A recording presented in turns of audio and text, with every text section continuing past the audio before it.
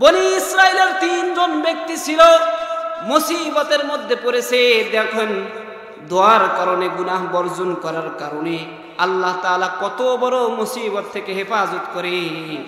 3 জন ব্যক্তি রাস্তা চলতেছিল, চলতে চলতে পাহাড় দিয়ে রাস্তা চলতেছিল, ঘূর্ণিঝড় উঠছে, পাহাড়ের টিলা থেকে পাথর গড়তে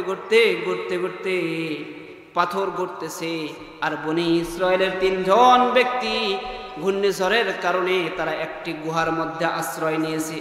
কিন্তু ঘটনাক্রমে যখন তারা পাহাড়ের গর্তের মধ্যে আশ্রয় নিয়েছে, ঘূর্ণিঝড়ের কারণে, ঘূর্ণিঝড় এত প্রবল ছিল, পাথরটি গড়তে তারা যেই পাহাড়ের গর্তের মধ্যে আশ্রয় নিয়েছে, সেই গর্তের মুখে পাথরটি আটকে গেছে, যার কারণে তারা আর ওই গর্ত থেকে বের হইতে পারে না।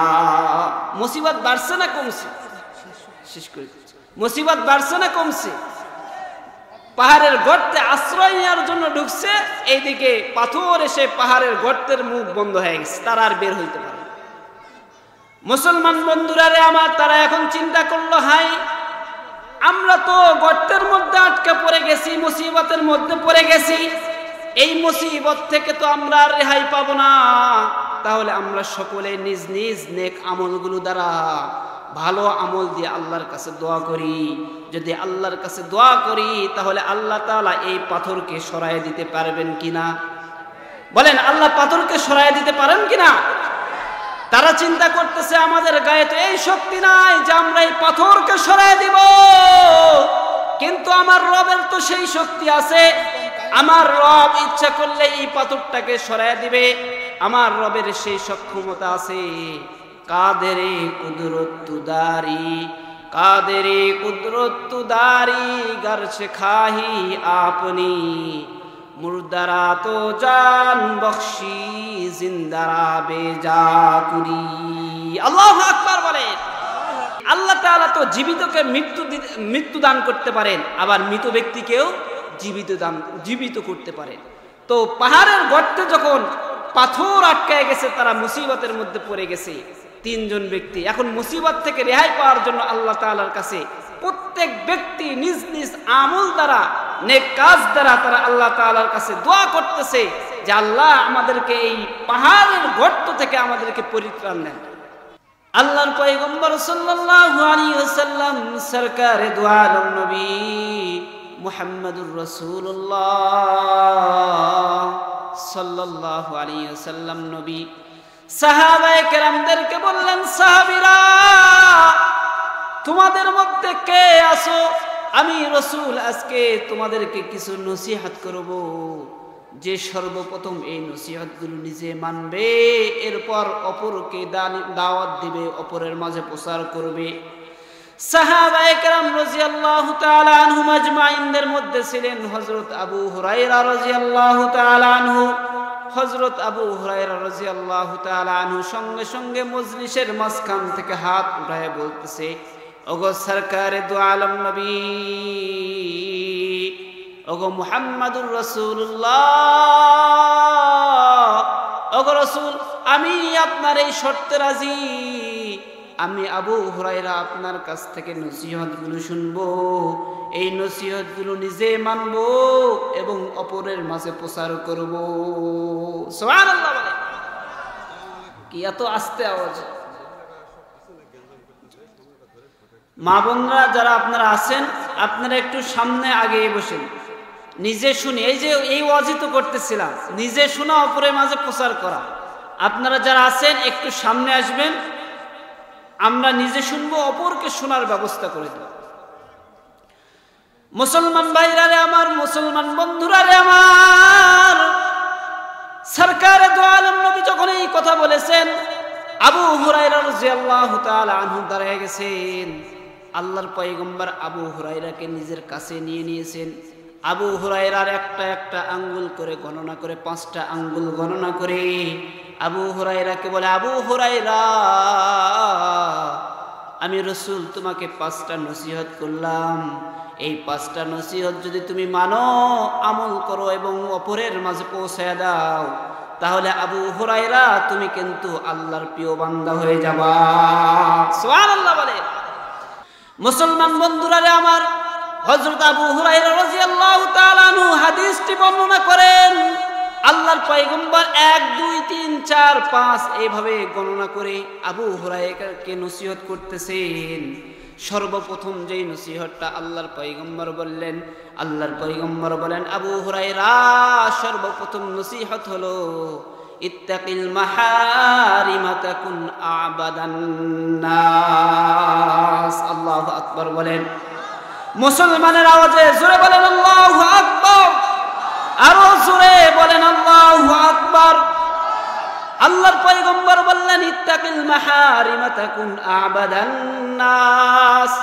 আবু হুরায়রা তোমার জন্য সর্বপ্রথম নসিহত হলো তুমি গুনাহ বর্জন করো, আল্লাহর পেয়ারা হয়ে যাও। সুবহানাল্লাহ বলেন।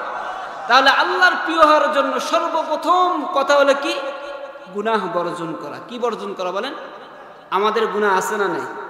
বলেন আমাদের গুনাহ আছে না নাই? বলেন আমারও গুনাহ আছে, গুনাহ মুক্ত কেউ নাই। বনি আদম যা আছে সবাই গুনাহের মধ্যে লিপ্ত আছে। তো এই গুনাহ বর্জন করা সর্বপ্রথম নসিহত। কারণ কি? যদি কোনো ব্যক্তি গুনাহ বর্জন করার নিয়ত করে, ইচ্ছা করে, ইরাদা করে, আল্লাহ তাআলা তাকে মুস্তাজাবুদ দাওয়া বানায় দেয়। সুবহানাল্লাহ। তার মানে মুস্তাজাবুদ দাওয়া, হুজুর আপনি তো আরবি বলেন আমরা তো বুঝি না, মানে দোয়া করলে আল্লাহ দোয়া কবুল করে। সুবহানাল্লাহ বলেন, আরো আসতে বলেন সুবহানাল্লাহ।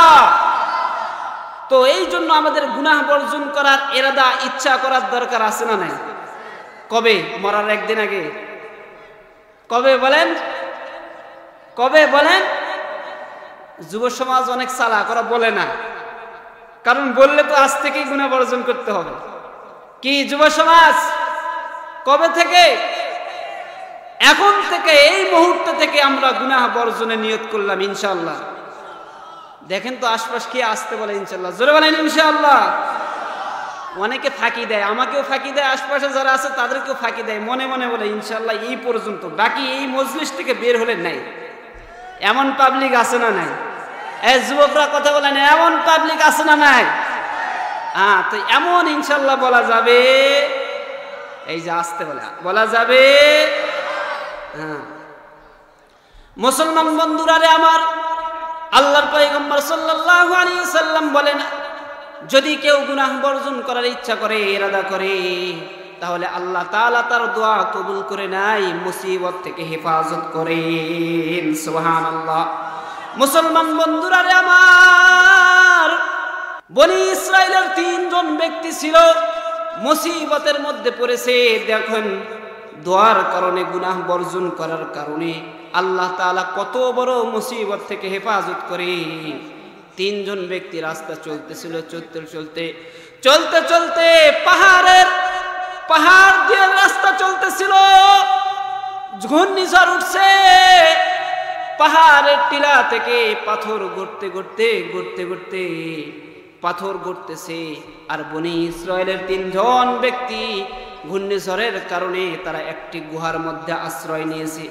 কিন্তু ঘটনাক্রমে যখন তারা পাহাড়ের গর্তের মধ্যে আশ্রয় নিয়েছে, ঘূর্ণিঝড়ের কারণে, ঘূর্ণিঝড় এত প্রবল ছিল, পাথরটি গড়তে তারা যেই পাহাড়ের গর্তের মধ্যে আশ্রয় নিয়েছে, সেই গর্তের মুখে পাথরটি আটকে গেছে, যার কারণে তারা আর ওই গর্ত থেকে বের হইতে পারে না।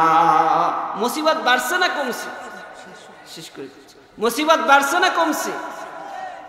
পাহাড়ের গর্তে আশ্রয় নেওয়ার জন্য ঢুকছে, এইদিকে পাথর এসে পাহাড়ের গর্তের মুখ বন্ধ হয়ে গেছে, তারা আর বের হইতে পারে। মুসলমান বন্ধুরা রে আমার, তারা এখন চিন্তা করলো, হাই আমরা তো গর্তের মধ্যে আটকে পড়ে গেছি, মুসিবতের মধ্যে পড়ে গেছি, এই মুসিবত থেকে তো আমরা আর রেহাই পাবো না।